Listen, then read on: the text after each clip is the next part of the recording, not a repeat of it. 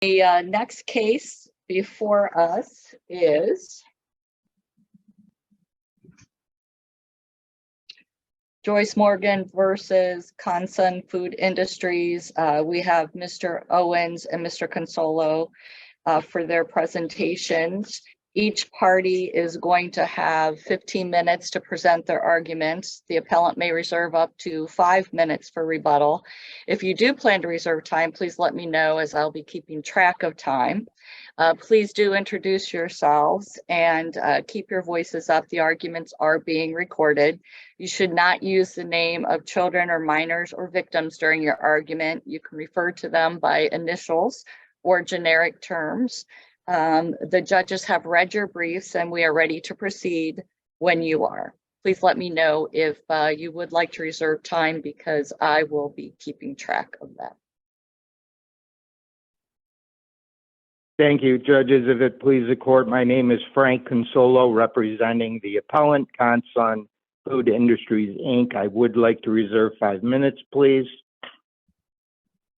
Very good. You may proceed. Thank you, Your Honor.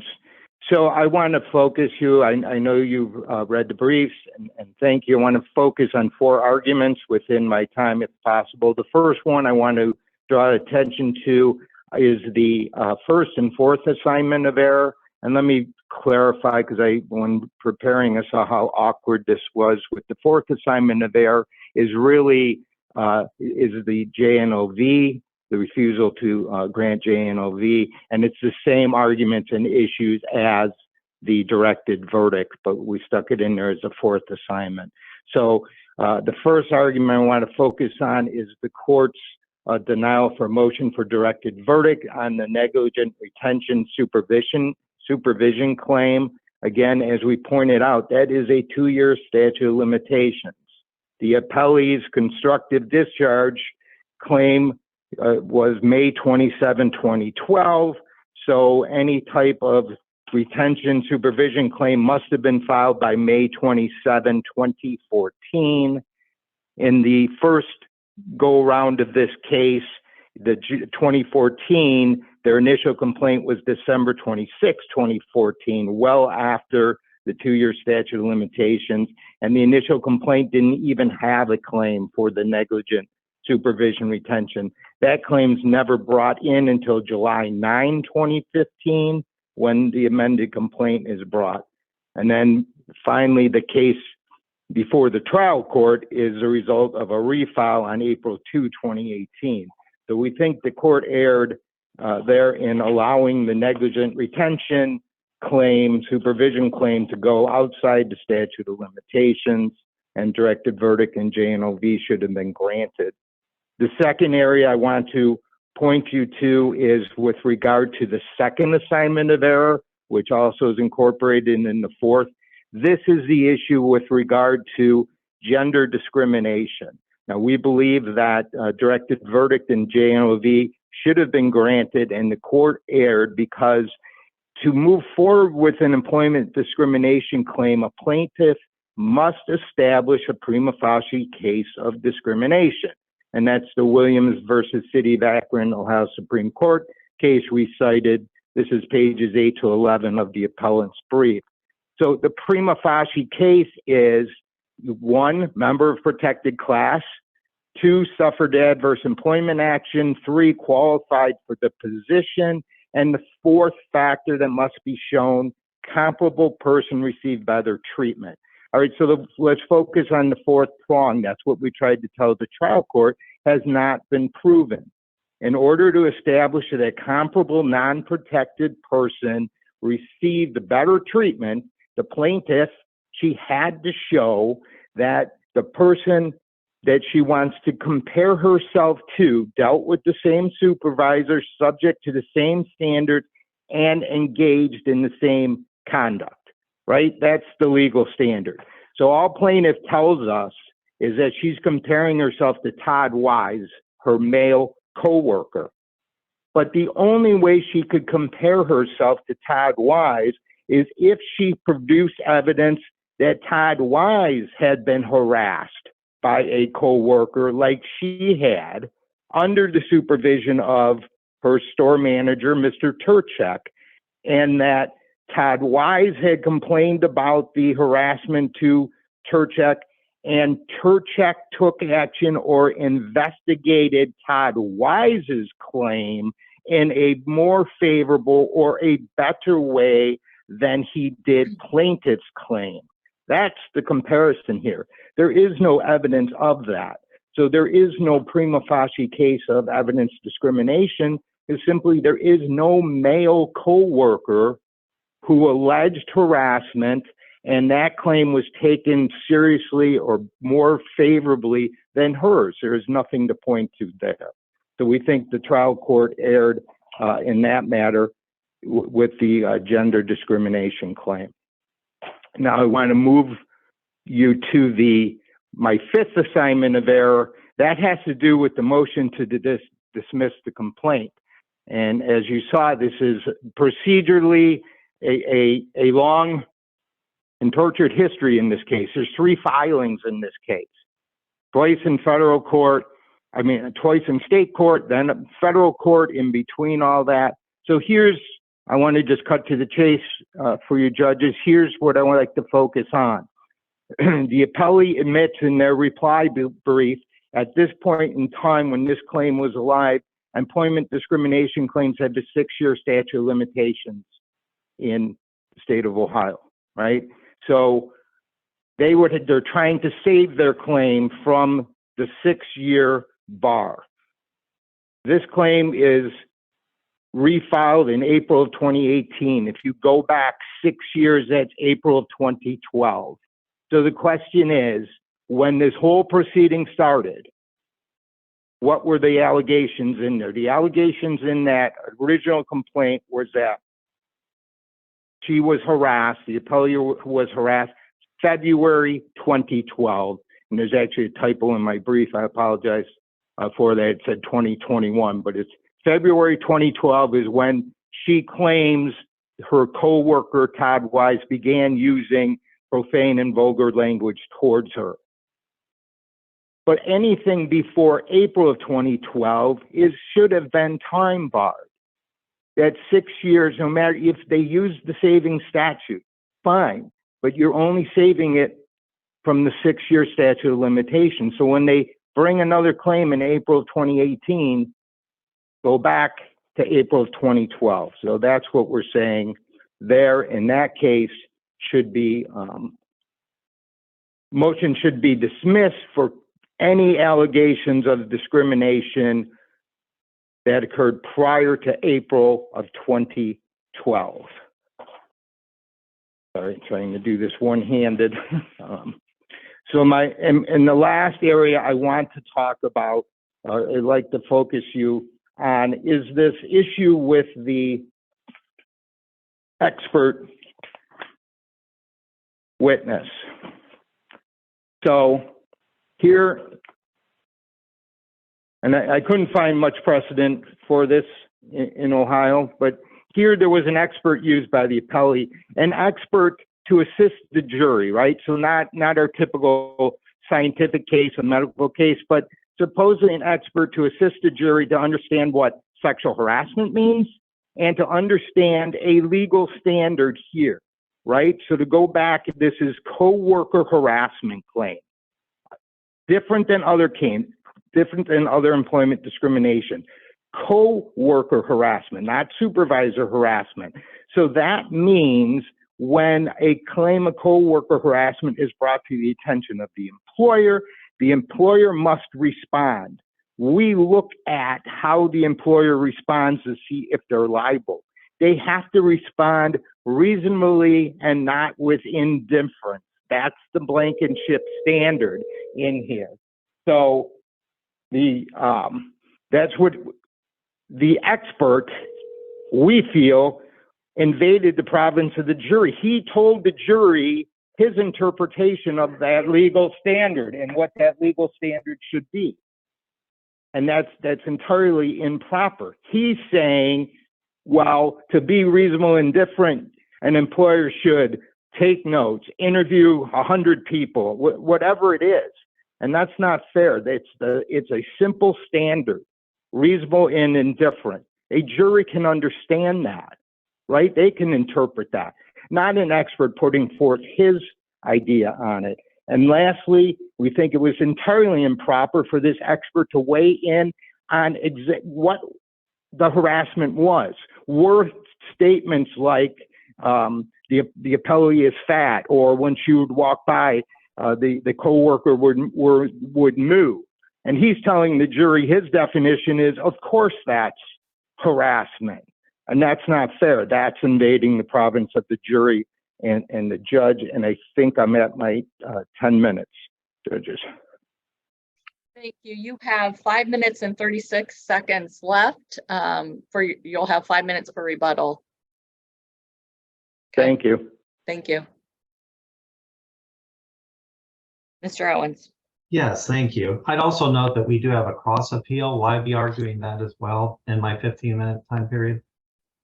You will be, but if are you asking for rebuttal time because of a cross appeal? Well, as to the cross appeal only, right? If I could reserve 2 minutes, that's to the cross appeal. Yeah, I think you need to argue everything within your 15 minutes. Okay, that's fine. Thank you very much, Your Honors. So here what we have is Consum is attempting through this honorable court to overturn a very hard-fought, long, rigorous trial that extended over several weeks by a jury of Ms. Morgan's peers who decided the claims based on evidence that met all the elements of each claim by a preponderance of the evidence. Consum's arguments largely, at least in the briefing, go to the weight of the evidence and its own assessment of the credibility of witnesses, not the sufficiency of the evidence, which is what would be appropriate. I'm sorry, not the only thing that a J&OV directed verdict motion should be addressed to would be questions of law. Now, they do raise a question of law with respect to the first and fourth assignments of error. However, as we've briefed, Section 4112.14E2 of the Ohio Revised Code allows the tolling of the statute of limitations while an EEOC or OCRC charge is pending. Here, the charge was pending for 2 years. And because the legislature purposefully added a tolling provision, which is procedural in nature, it's remedial, that can be applied retroactively. So even though that statute was amended after the claim had been filed, it is retroactive relative to the tolling.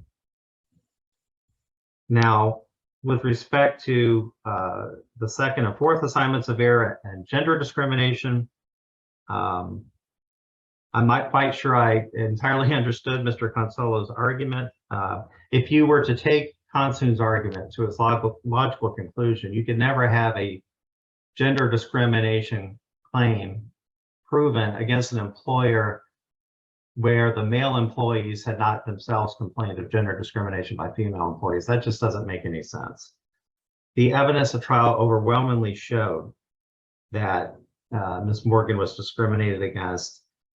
It showed that they had the same direct supervisor, Mr. Turchak, who did not take Ms. Morgan's complaint seriously, did no investigation, did not even try to separate the two after the complaint of discrimination. There was both verbal and physical harassment that was shown by a preponderance of the evidence. There was a failure to interview any employees or to implement any prompt and immediate appropriate corrective action to stop the harassment. Counsel, excuse me, I'd like to stop you there if you don't care. Sure. In regard to the gender-based discrimination in the hostile work environment. And what you started out by saying,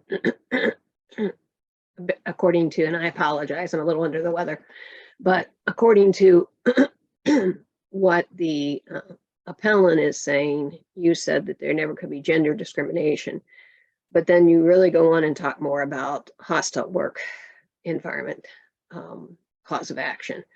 So how was he treated better as a male?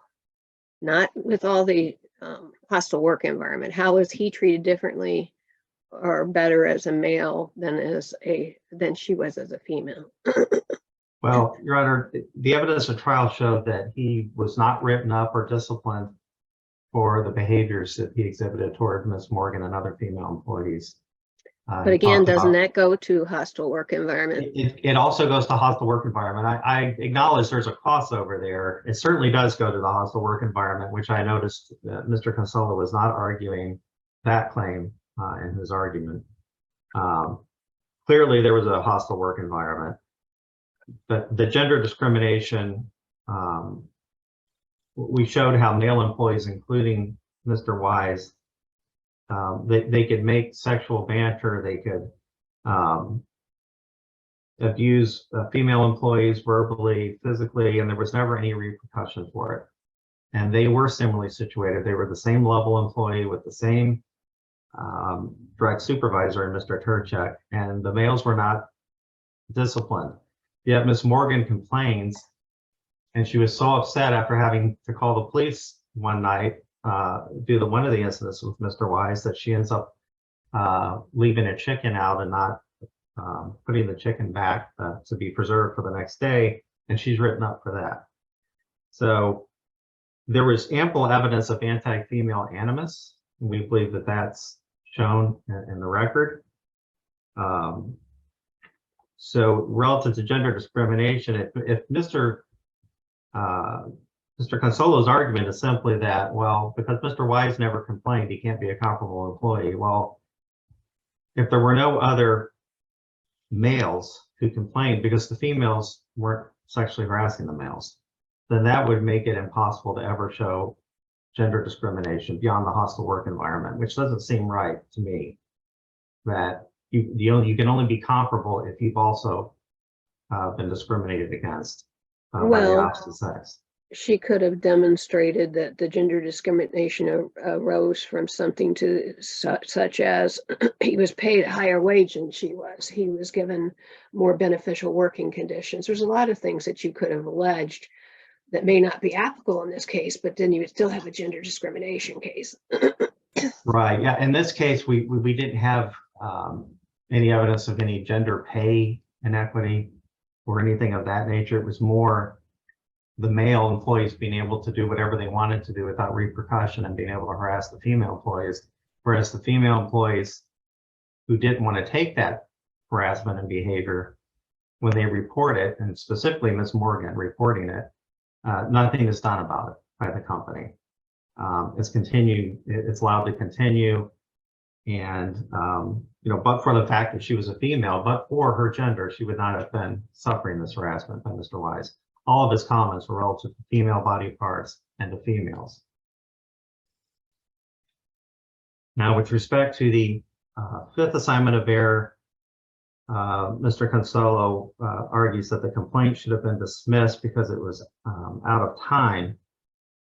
However, the original action was filed less than 3 years after her constructive discharge, which is when those claims accrued. It was May 27, 2012 that she was discharged. The first complaint was filed well within that 6 years, and then it was dismissed without prejudice on November 22nd, 2016. It then was refiled using the savings statute in the district court. That court dismissed those the state claims without prejudice, and the claims were then refiled in Lorain County, but all of that was still done within the original 6-year statute of limitations. So there's no statute of limitations bar there that we can understand, and Judge Moraldi certainly didn't see it either. So if we go on to the sixth assignment of error, it's relative to the expert. Mr. Demoff was permitted to provide his expert opinion on industry standards as to how Consum should have handled and responded to the harassment, and the fact that the way they did respond did not meet the standards in the industry. As the court knows, experts may opine or infer an issue that embraces an ultimate issue in the case, and that does not mean it usurps the function of the jury. The judge was very careful to give jury instructions on that. The jury instructions were reviewed and agreed upon by both sides, and there's no evidence here that the jury was at all misled, and that Mr. Demoff provided any testimony that was improper. What he did testify to was what the company should have done in the face of workplace harassment, what they didn't do, whether the actions may have caused the hostile work environment, and whether the company had a duty to train its management on sexual harassment, which it did not do. Now, if I could, because I know my time is limited, if I could move to my cross appeal. We are arguing that the trial court abused its discretion in reducing our attorney fee award by 75%, based solely on the fact, well, based on two things, based on the contingent fee agreement that we have with our client, and based on the delays, or at least the court saw as delays in the case, by the fact that there was a dismissal without prejudice and a refiling, and then we had lengthy delays due to COVID. There's a strong presumption that the reasonable hourly rate multiplied by the number of hours worked is the proper amount for an attorney fee award. That is the lodestar. And case law establishes that the lodestar already incorporates the contingent fee component.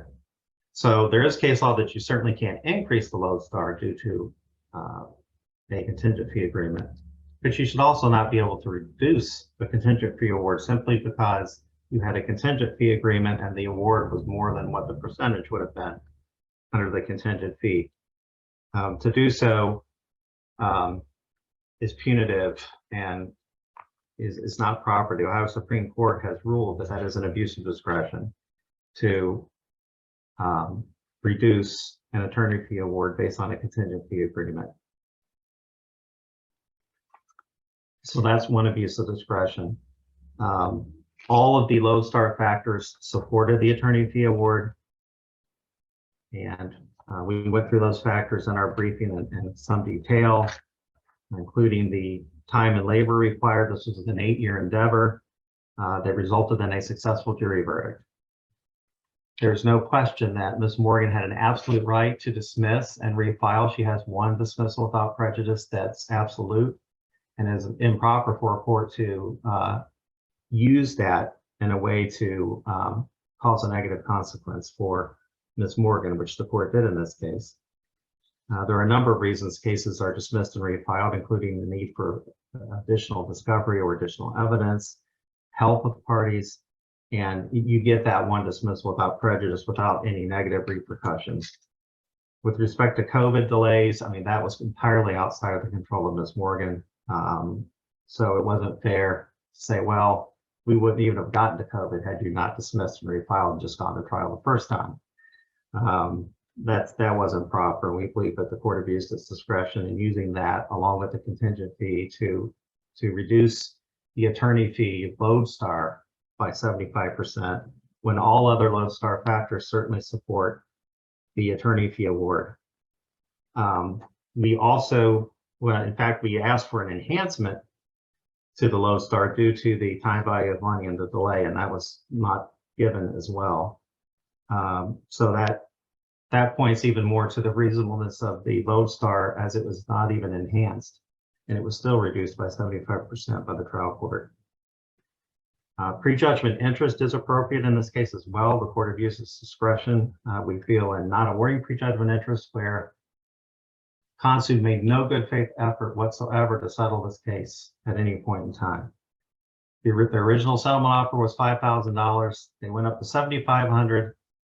And then not until the middle of trial, years later, they finally came up to $25,000, which was not reasonable, especially in light of what the jury ultimately awarded, which would have been right in line with the $250,000 demand that had been made on Consum before trial and before all the litigation expenses. So that is the basis for our cross appeal. And then if your honors have any questions, I certainly would be happy to answer them. Any questions from my colleagues? Thank you. Hearing none, thank you very much, Mr. Owens. Mr. Consolo, you may take your time for rebuttal. Yes, thank you, judges. Just briefly, rebut the issue with the tolling of statute of limitations.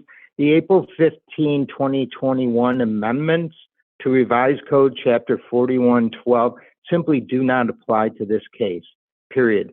The appellee even cites to the age discrimination portion of that, which clearly does not apply to this case. But last year we had a decision out of the Northern District of Ohio, the federal court, clearly stating that the amendments are not to be applied retroactively. That's not, it's a great recitation of Ohio law on retroactivity and the new statutes, and it was followed by the Franklin County Court of Common Pleas in February of last year, and this is on pages 2 through 4 in our reply memorandum. It simply doesn't apply, nor is there any law cited by the appellee for this notion that when you file an administrative charge with the EEOC, that allows you to not file timely other independent actions such as negligent supervision and retention. And that's just an incorrect statement of the law. So in conclusion, as we state, I would request that the trial court be ordered to, that our appeal be upheld with regard to the directed verdicts in JNOV on the gender discrimination, the hostile work environment, sex harassment, negligent retention, which we would require vacating the general verdict and the award of punitive damage and the award of attorney fees and costs, and it be returned to the trial court.